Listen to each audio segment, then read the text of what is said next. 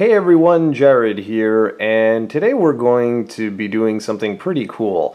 This is my SNK Neo Geo MV-1FZ, or Z, depending on where you come from.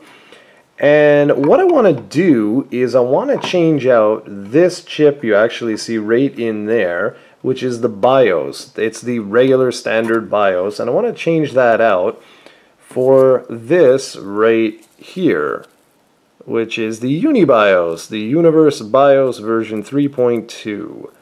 And it's a pretty easy thing to do on this particular model because that chip is actually socketed.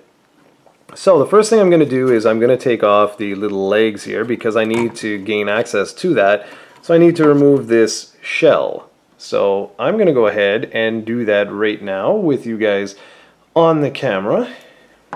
Just going to have to, yeah, this will work.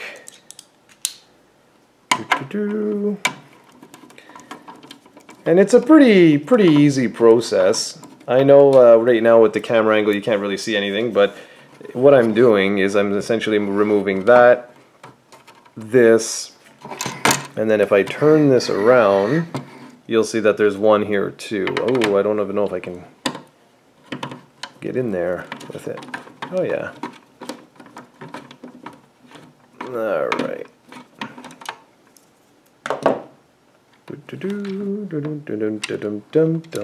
You need some music here, right? Alright.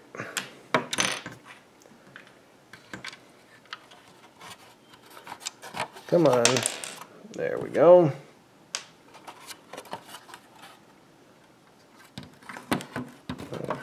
Take out these two.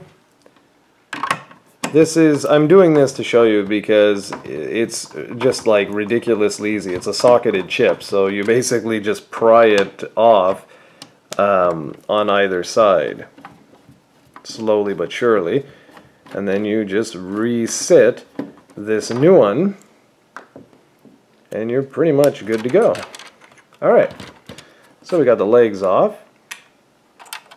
Just going to take this off. Now I have to obviously hold the thing together. Okay, so there we go. Let's put that down. Okay, so here it is. You got your lovely little JAMA board there. Connection rather. Anyway, this just sort of lifts up. Ta-da! And we're pretty much done. And this is what I want to remove right here. I essentially want to do that. It's that simple. Now, to show you guys how to do this, as I hit the camera, sorry about that. You see underneath here? You see this little, see right there? I don't know how this is going to come out in the camera. Hold on, I don't want to smash the camera either. Yeah, you can see it. See that little hole? What you want to do is put a flathead screwdriver in there and basically just angle it, okay? And you're going to remove some of these connections here, and then you're going to do the exact same thing on this side. I'm a little shaky because I don't want to hit the camera. Same thing, so you're going to put in there. You do not, I repeat, do not want to use the PCB. You don't want to actually pry the whole entire socket off of the board because you can damage some of the traces. There's specifically that little hole there, and that little hole there, you can really see it there, right here, that one, purposely designed so that you can pry it out. Now, something important that you need to keep in mind, do you see the way you've got this little notch? Whoops, sorry, wrong chip. The way you've got this notch here, well, that notch has to match up with that notch. But if you look on the board itself, you'll see that they actually show you the notch. So it's pretty much idiot proof. Okay, I'm going to have to go and get a... well, actually, I don't have to go anywhere. I just thought I have it right here. So I'm going to switch this out. See, I've got a nice flathead here. Okay, and now all I want to do is, like I said, I want to use that little hole here and basically just wedge it out slowly but surely. But I'm going to have to do this from a different angle. So I don't know if I'll be able to do this on camera or not. We'll see. I hope you guys can see, but I don't know if you will be able to. Because essentially, you just want to sort of wiggle it just a little. Can you see? Yeah, you can see. And I'm going to go in here, and I'm going to do the exact same thing. And ta-da. Okay? I have removed the BIOS. That was the original BIOS. Okay?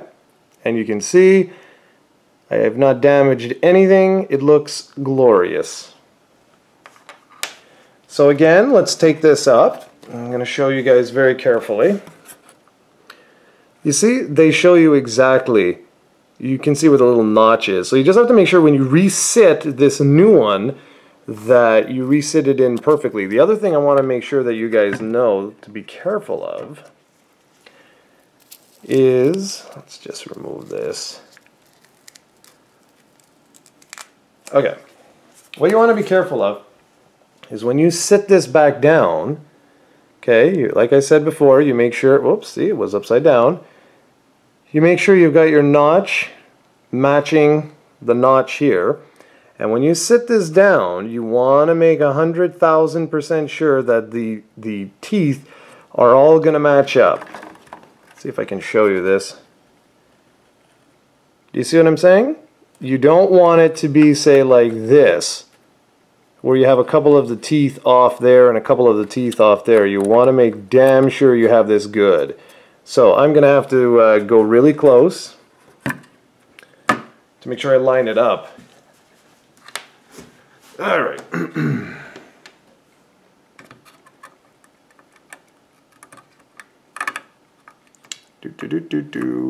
Yeah, I may not be able to do this on camera because I have to get really close to it to see what I'm doing. Okay, just going to pause the video and line it up. Alright guys, so I've gone ahead and just plunked it down. I tried to do it in front of the camera, but my head was blocking the camera. Anyways, what you want to make sure, like I said, is you want to make sure that these teeth are all properly seated, and also that they don't overhang over the socket itself. So if you look carefully here, you'll see that this is perfectly installed. Now, the UniBIOS, I'm not going to show in this video, there's no real point. The point of this video was to show you how you would install the UniBIOS. I know it's kind of pointless considering with this board it's such a joke. However, on some boards it's actually soldered directly to the board itself, and that is significantly harder to do because you would have to actually, you know, desolder and resolder in the BIOS. So that would be a far greater challenge than what I'm ready to do right now. But what's great with the UniBIOS is it allows you to essentially take an MVS game, add a whole bunch of cheat codes to it, change the region, so you can say like, okay, well now my game's no longer just North American, it's now Asian, it's European, etc. And you can also take MVS cartridges and play them as if they were AES cartridges. So there's like an AES mode that you can do with this. So anyways, that's just a very quick look at how you install the UniBIOS to the MV-1FZ. It's a complete and utter joke. And I know this board's kind of ugly with some hot glue here. I did not do that. But the board works great, and now it's equipped with the UniBIOS version 3.2. If you guys have any questions or any comments or anything, by all means, let me know. I know I told you guys I wasn't going to show you the BIOS, but I changed my mind. So basically, this is what it is. You hold A, B, and C as you power on the system, with the super gun or in your arcade cab.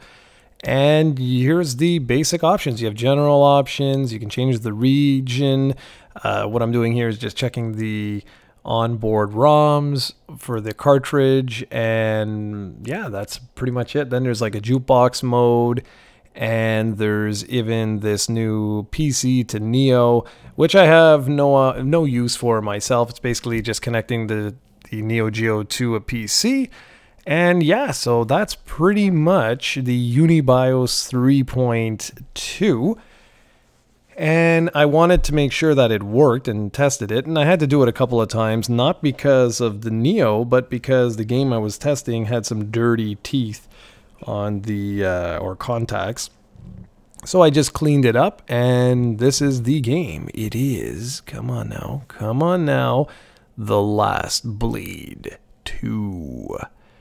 And so, yeah, as you can see, it's going to be all in English, and this is not an English copy of the game. It is a Japanese copy of the game. So it officially works. The UniBIOS is officially in my MVS, and I couldn't be happier. So you can look forward to more Neo Geo reviews coming up very soon. Actually, I think we have about a month and a half to go with some Sega CD reviews, and then we're going to be switching gears to the Neo Geo. And like I said, now I'm equipped with the UniBIOS on my MVS, so I'm quite happy. Well guys, thanks for watching, and I'll see you in the next video.